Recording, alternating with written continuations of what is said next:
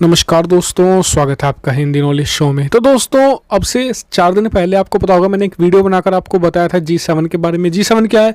दुनिया का सबसे पावरफुल और सबसे ताकतवर ग्रुप है और इस ग्रुप को और ज़्यादा ताकतवर बनाया जा रहा था। इसमें भारत, रूस, ऑस्ट्रेलिया और दक्षिण कोरिया को शामिल करके पूरी तरीके से चीन को घेरने की पूरी घेराबंदी कर ली थी अमेरिका ने। और इसमें लगभग सभी देशों ने अपनी अपनी सहमति दे दी थी, मतलब कि रूस ने भी, भारत ने भी, दक्षिण कोरिया और ऑस्ट्रेलिया ने भी। सब कह रहे थे कि जी हम शामिल होने के लिए तैयार है। और इससे जो सबसे ज़्यादा फ़ायदा होने वाला था वो होने वाला था भारत और रूस को। और आपको बता दूं कि उसके बाद जैसे ही अमेरिका ने ऐलान किया, उसके बाद धीरे धीरे प्रतिक्रिया आने शुरू होंगे। भारत पर फिलहाल किसी को कोई ऑब्जेक्शन नहीं था, अभी तक भी नहीं है, ना ऑस्ट्रेलिया पर है ना दक्षिण कोरिया पर है। रूस को लेकर भी उस समय कोई खास बातचीत नहीं थी। रूस ने और अमेरिका ने तो यहाँ तक बात पहुँच गई थी कि दोनों देश एक मैकेनिज्म तैयार करने की बात कर रहे थे जिसमें रूस पर से सैंक्शन हटाने शुरू कर देगा अमेरिका G7 में एंट्री लेते ही। और इसी वजह से रूस कहा जा रहा था कि चीन का साथ नहीं देने वाला आने वाले समय में। और ये पूरी मतलब कि एक तरीके से चाइना को आइसोलेट कर देता है ये कदम। और इसको लेकर आपको बता दूं कि रूसी राष्ट्रपति व्लादिमीर पुतिन और डोनाल्ड ट्रंप में आपस में बातचीत भी हुई थी फ़ोन पर भी कि कैसे कैसे आपको शामिल कराया जाएगा। सब कुछ इसमें मैकेनिज्म तैयार था।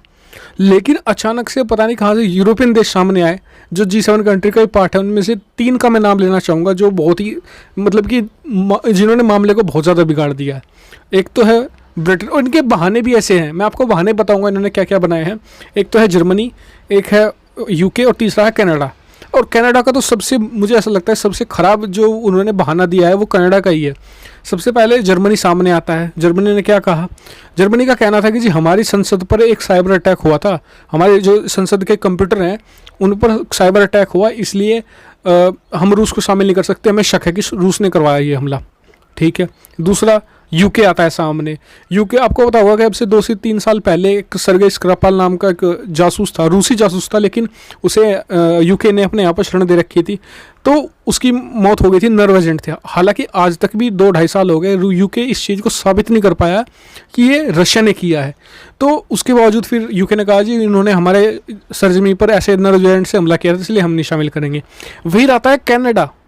कनाडा क्या कहा? कनाडा कहा कि जी रूस हमारा दोस्त नहीं है, इसलिए हम इसे शामिल नहीं करेंगे, हम वीटो कर देंगे। मतलब कि सोच, थिंकिंग क्या है इन देशों की। और ऐसे समय में जब चीन के खिलाफ घेराबंदी हो रही है, और इससे चीन बहुत खुश है।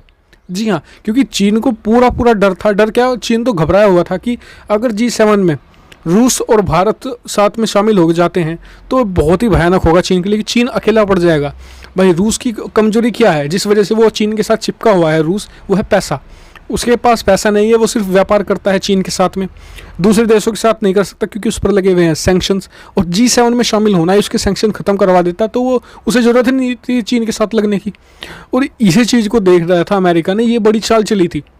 लेकिन यूरोपियन देश नहीं चाहते। उसका भी एक कारण मैं आपको बता देता हूँ। कारण ये है कि इन देशों को डर है कि इसमें भारत और रूस आ जाते हैं तो इन जो छोटे देश जैसे कि UK, कनाडा, इनकी महत्वता खत्म हो जाएगी इस ग्रुप में। फिर इस ग्रुप में सिर्फ 3 देशों की चलेगी, रूस, भारत और अमेरिका। ये तीनों मिलकर पूरे वर्ल्ड को डोमिनेट करेंगे। तीनों बड़ी पावर है, ना सिर्फ मिलिटरी बल्कि इकोनॉमी भी। भारत और अमेरिका तो है ही, खैर रूस भी आने वाले समय में हो ही जाता। तो इसलिए इन 3 कहा जा रहा है कि इन तीनों देशों को घबराहट हो, खासकर इन 3 देशों को टारगेट करने के लिए, क्योंकि इन्हें पता है कि अगर चले भारत तो भारत को रोक नहीं सकते क्योंकि भारत के खिलाफ कोई एक्सक्यूज़ नहीं है, लेकिन रूस को रोका जा सकता है, ये मतलब कि पुराने बहाने लाकर। तो यूरोपियन देश कहा जा रहा है कि बहुत ज़्यादा डर गए थे इस चीज़ को लेकर और अभी भी डरे हुए हैं, क्योंकि देखिए अमेरिका ने हार नहीं मानी है रूस को शामिल करवाने को लेकर। अमेरिका अब भी प्रतिबद्ध है। अमेरिका कहा जा रहा है कि अभी भी अपनी पूरी शक्तियों का इस्तेमाल करेगा, खास करके अपनी डिप्लोमेटिक पावर के थ्रू इन पर प्रेशर बनाना शुरू करेगा इन देशों पर, जिससे कि ये झुके और रूस को इसमें शामिल करा जाए। क्योंकि रूस का शामिल होना बहुत ज़रूरी है। जब तक रूस चीन से नहीं हटेगा, कुछ ना कुछ इम्यूनिटी एक तरीके से चीन को रहेगी कि उसके पास एक बड़ा साथी है, खास रूस जैसा एक बड़ी मिलिट्री पावर उसका साथ दे रही है। तो ये एक बहुत ज़रूरी कदम था। देखना होगा आने वाले समय में अमेरिका क्या अपनी डिप्लोमेटिक पावर का इस्तेमाल करते हुए इन देशों को झुकाने में कामयाब होता है या नहीं।